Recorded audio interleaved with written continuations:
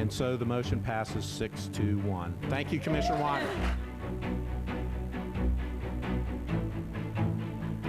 We feel like today is one of the most important days in the history of Central Florida.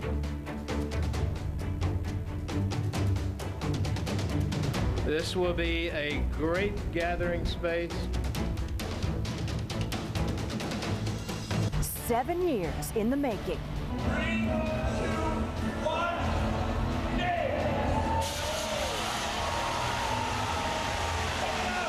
Some thought it would never happen, hampered by the fall of the national economy. Well, I believe we're going to get it done. But the fight was on for the arts in Central Florida.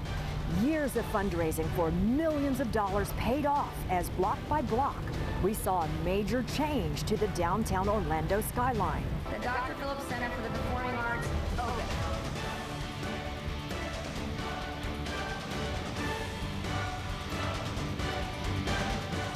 This is the making of the Dr. Phillips Center for the Performing Arts. Thank you for joining us for this special presentation. I'm Marla Weech. And I'm Allison Walker. This is an exciting tale to tell. It really is a game changer for the city of Orlando, but also a story of determination. Absolutely. Today, the Dr. Phillips Center for the Performing Arts is open, but work remains. The construction fence still outlines the back of the facility as the final touches are being made inside the Dr. Phillips Center, the first of 3 phases here at the complex. Also, the round building in front did not meet deadline for demolition. Crews were supposed to complete the tear down last month, but it will not be complete until the middle of December. Now, before Allison takes us inside to see the majesty of the Dr. Phillips Center and all it has to offer, News 13's Amanda McKenzie shows us what it took to complete the first stage of construction and what is left to do. Years before Orlando city leaders broke ground on the new Dr. Phillips Center for the Performing Arts, it was a grassroots effort to gain support and funds. Defined as a private nonprofit, it became a project with philanthropy at the heart of it. After years of research and planning, Balfour Beatty Construction took on the job and began work in 2011. It created more than 3,000 jobs, logged more than 1 million man-hours, and the majority of the work was supplied by local labor. So this building was built by our community. It's going to serve our community, and it's at the heart of our community. It took a year longer than expected to complete, but it is now ready to serve the community and has been dubbed the front porch of the city. It's very iconic in its nature, the beautiful canopy that seats over the plaza. It's meant to be, as I understand it, a welcoming feature. A welcoming design feature unique to this art center is the entrance. Walking to the Performing Arts Center, you don't step up or step down. Once inside the 5-story building, more than 3,000 guests can enjoy events at both the Walt Disney Theater and the Alexis and Jim Pugh Theater. The building also houses rehearsal rooms, banquet space, and educational facilities. It's very open from a perspective of daylighting and all the glazing that's on the outside of the building. A lot of the structure is exposed, a lot of the structural steel and the concrete. A lot of areas in the building are open. While stage 1 of this project is complete, it wasn't without challenges and delays. We've actually gone through 3 different economies, believe it or not. And you learn as you move along, and we've had some dynamics to change. With a goal of $425 million, funds came from donors, the city, county, and state. But it wasn't enough when the deadline came and went. When the recession hit and the tourist development tax dried up, we looked at a way that we could continue to move forward, and there was no way that we could build the entirety of the Performing Arts Center, so we developed a plan to build it in 2 stages. The second stage will build the 1,700-seat acoustical theater. The plans are drawn, but funds still have to be raised. So far, no developer has been assigned to the project, but breaking ground on the 3rd theater may not be until early 2016. A good house is never finished.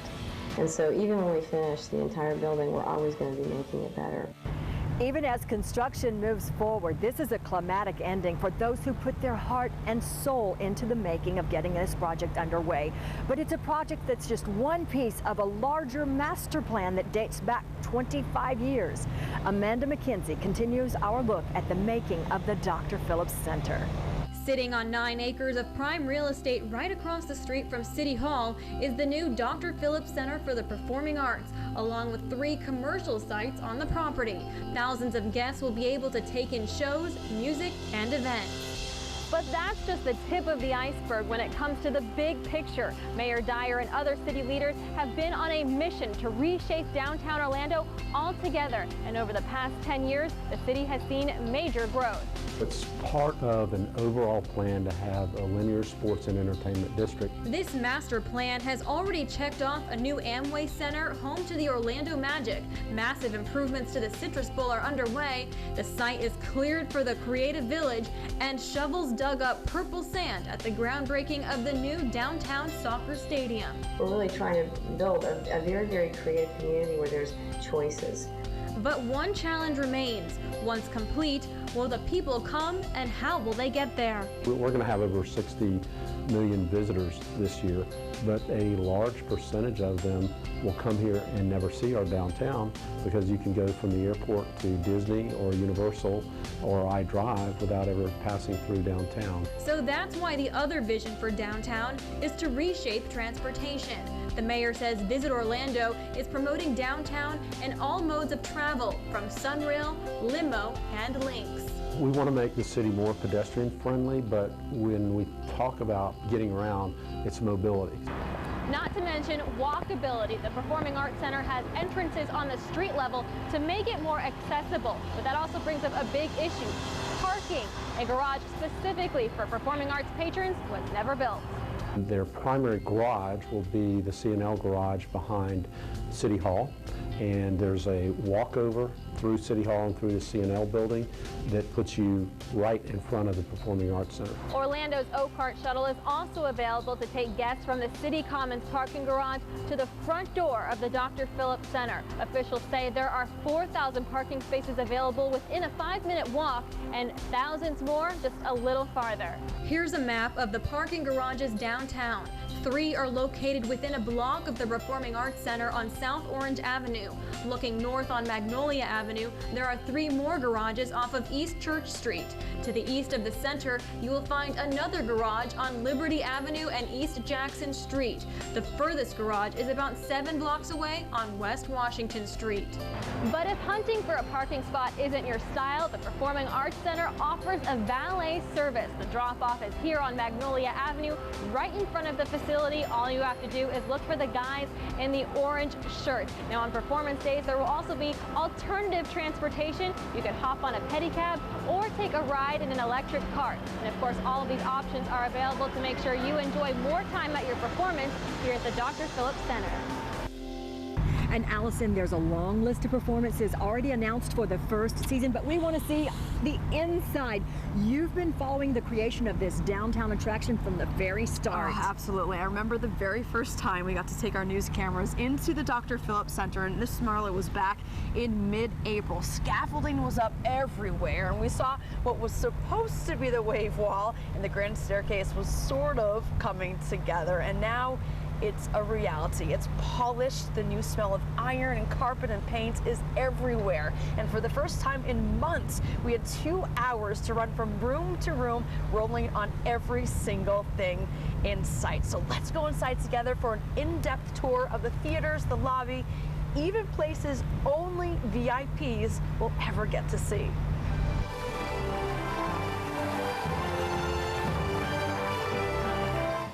God, I had tears in my eyes. This is once in a lifetime. Once in a lifetime for the board members who've helped build one of only 37 venues of its kind on the planet. One of the reasons for that is because of the acoustics. So let's first take you inside the 2 completed theaters. This is the 300-seat Alexis and Jim Pugh Theater. Your eyes are immediately drawn to the colorful ceiling of abstract artwork. There are actually 34 pieces up there. Now, if you want more stage area, the orchestra level seating can be transformed into a flat floor. And you wouldn't know this, but the theater is surrounded by potentially noisy places like a bathroom and a kitchen. So designers used acoustical insulation and promised no unwanted noise even with this next to it. This is the grand poobah of theaters. It's the Walt Disney Theater, 9 times the size of the other one. This is where you'll see the Broadway shows. You'll notice that it has more of an industrial feel than you're used to.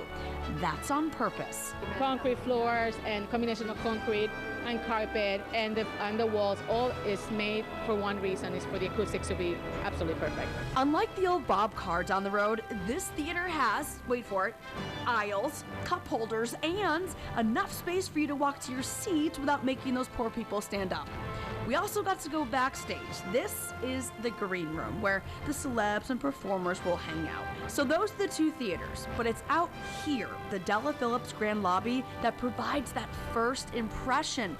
Notice the purples, the clean whites, especially on the grand stairwell, and a variety of textures around here. Harry's Bar is also on Tier 1 with this giant wave wall as its backdrop. It has ever-changing color schemes. Now, for the best views of downtown Orlando, head to the balcony of the Revego Bar on Tier 3. It's one of 5 stationary bars. And on the same level, bring your beverage into the DeVos family room with huge floor-to-ceiling windows. Oh, and just so you know, the space where only donors are allowed is one level down, so your view is technically better. And speaking of limited access areas, get a load of Harriet's Ladies Lounge. We actually got to snap some photos of it while it was still in construction. Named by fashionista and philanthropist Harriet Lake, this restroom has chandeliers with clear and pink crystal droplets and pink accents throughout. She approved everything. And in phase 2, Harriet gets an expansion. Okay, so Marla, speaking of restrooms, we all hate to stand in line, right? There are 123 stalls just in the lobby itself, okay? And then 49 throughout the whole venue. So we're talking about front stage and backstage, so we're gonna be okay. That should make all the ladies very, very happy. And all that we've seen inside, Allison, this is just phase 1.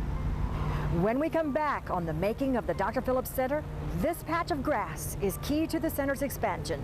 Plus, the big moneymakers are yet to come. We'll explain the grand vision leaders have for the Arts Plaza aimed at getting you to sleep, eat, and play in downtown Orlando.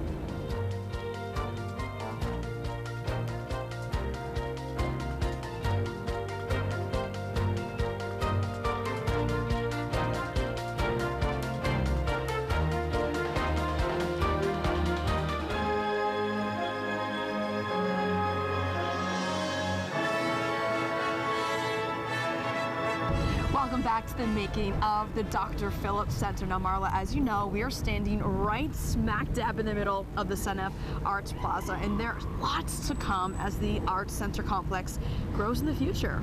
Well, the entire complex sits on 9 acres across Orange Avenue from Orlando City Hall. And they want to use every inch of that space, including building a 3rd theater on this grassy plot right next to the Performing Arts Center and South Street.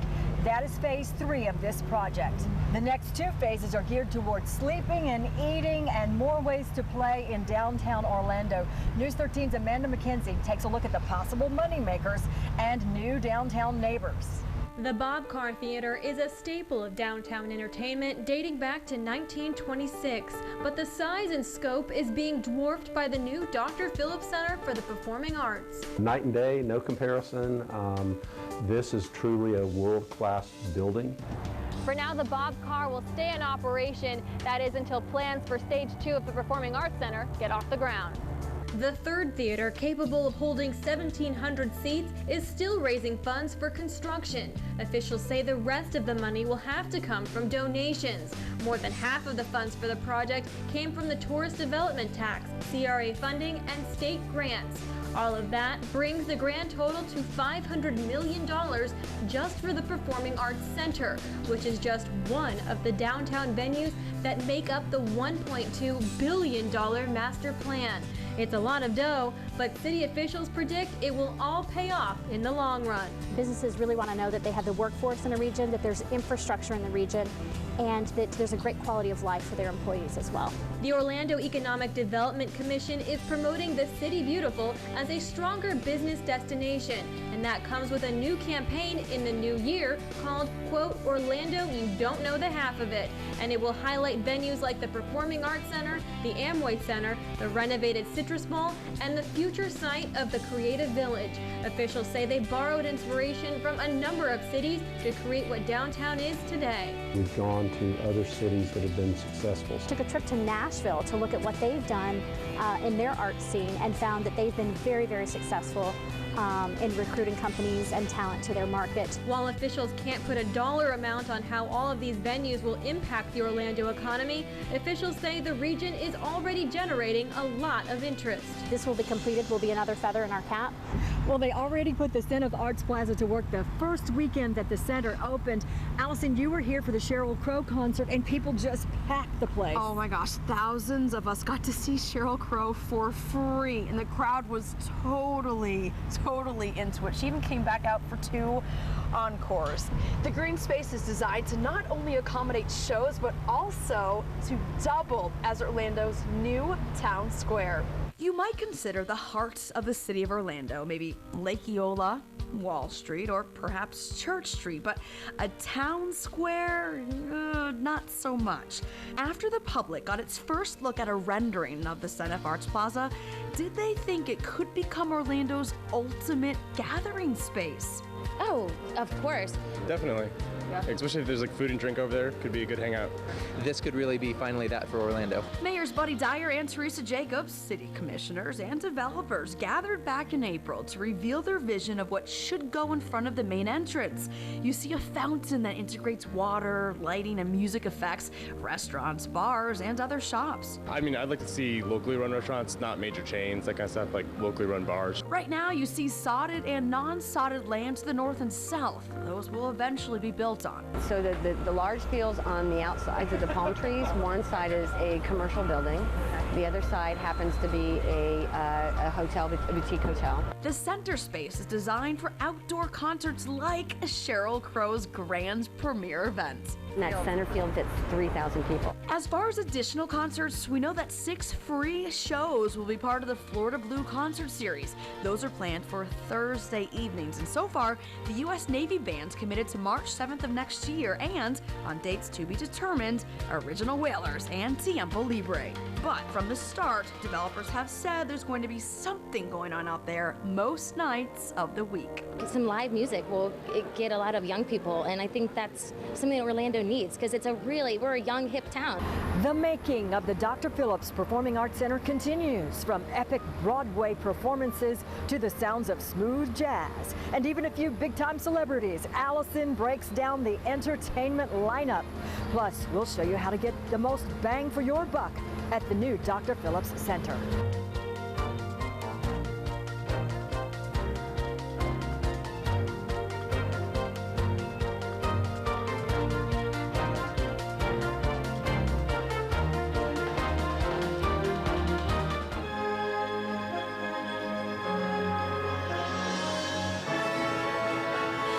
The most highly anticipated announcement about the Dr. Phillips Center dropped back on March the 18th. That's when we learned the complete Broadway season lineup. And each of those shows takes place inside the center's most grandiose of theaters. We're talking about that Walt Disney Theater. So let's get to it. Here's everything you need to know about entertainment.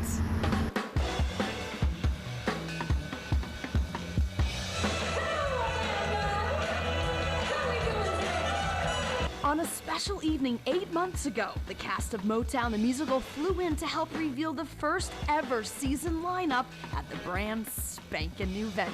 No matter how young or old you are, you know this music. Motown debuts in March, so the show that kicks off the whole thing inside the venue's grandest theater is the Phantom of the Opera.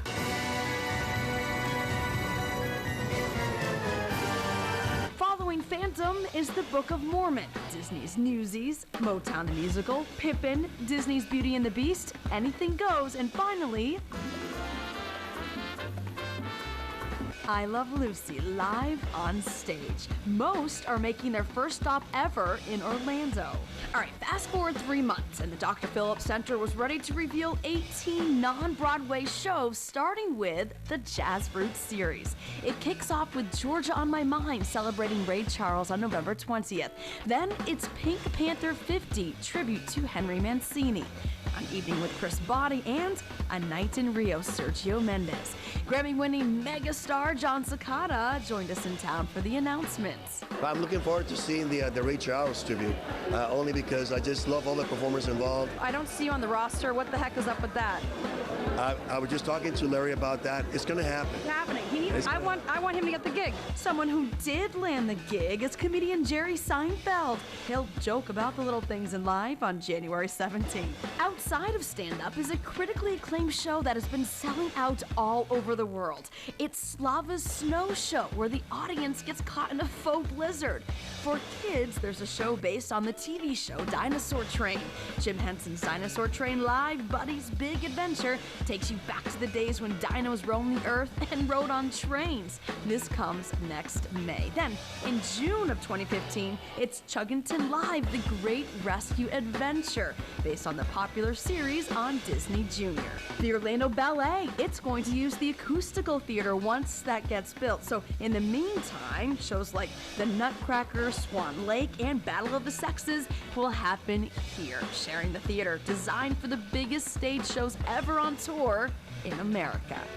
Those shows seem too far away, Allison. I want to get in there now. I hear you, and that's why some folks jumped at getting tickets to the star-studded Broadway and Beyond, the first show inside the big Walt Disney Theater. Now, Broadway big shot Richard J. Alexander cast Central Florida's own Norm Lewis, who's playing the Phantom on Broadway right now, along with nearly a dozen other familiar faces.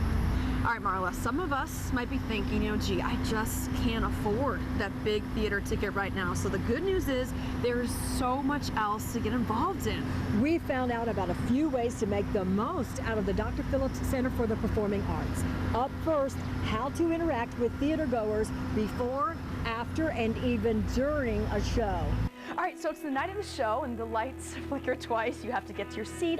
You got to grab your wine, right? And you're usually handed one of these. Thank you, Rocky. And this is either a brochure or a playbill. But getting one of these is kind of automatic. So have you ever thought about the person who's giving this to you, who, first of all, you didn't pay a thing to get into the theater? John Warner is celebrating his 96th birthday. He's an historical ambassador for the Dr. Phillips Center. He's a volunteer, one of nearly 500. There's nothing that they get back except for the reward of doing this project, honestly.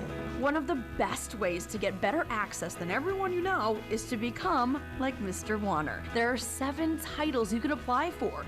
They range from ushers and ticket scanners to greeters and program distributors. And what's cool about this is you'll get to take part exclusively in yet-to-be-announced volunteer-based events. Secondly, making the most of the new venue might mean getting that members-only title. A spokesman says the Dr. Phillips Center opens with more members than any other art center had at its opening ever. Memberships range from $75 to, get this, 10 grand. But that lowest, let's face it, most realistic price tag gets you access to pre-sale tickets and heads-up emails regarding special events. About a week before Grand's opening, they had, look at this, has nearly 900 members from 19 counties, 7 out of state, 2 out of country, and 20 people have $10,000 champion-level bragging rights. Some of them kind of came out of the woodwork and surprised us. A third way to make the most of the Dr. Phillips Center is arts education. Not only will Warner find programs he might enjoy, but your kiddos can as well. Starting in January, the Dr. Phillips Center plans to offer 81 classes a week, ranging from dance and training seminars to music and theater. Allison, thank you. And thank all of you for joining us for the making of the Dr. Phillips Center for the Performing Arts. Now, Allison sometimes likes to end things with 2 little words that are famous for her. So go for it. And scene.